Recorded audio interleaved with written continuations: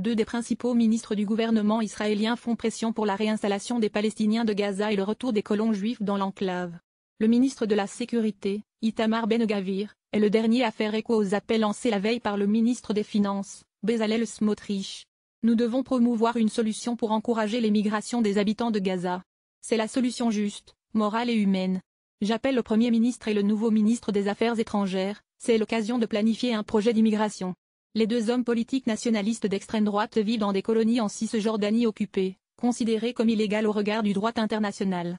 Leurs propos ont suscité la condamnation des alliés d'Israël, dont la France et l'Allemagne, ainsi que du chef de la politique étrangère de l'UE, Joseph Borrell, qui a déclaré que leurs propos étaient incendiaires et irresponsables.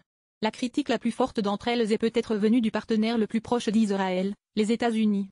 Nous avons été clairs, cohérents et sans équivoque sur le fait que Gaza est une terre palestinienne et restera une terre palestinienne, le Hamas n'ayant plus le contrôle de son avenir et aucun groupe terroriste ne pouvant menacer Israël.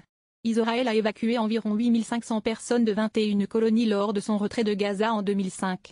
Le gouvernement de Benjamin Netanyahou n'a pas laissé entendre qu'il avait des projets de relocalisation volontaire des habitants de Gaza ou de retour des colons juifs.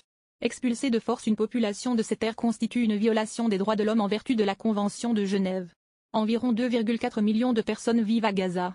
Environ 85% de la population a été déplacée à l'intérieur du pays depuis le début de l'opération militaire israélienne. L'Égypte voisine, quant à elle, a été catégorique dans son refus d'ouvrir complètement sa frontière aux Palestiniens en fuite.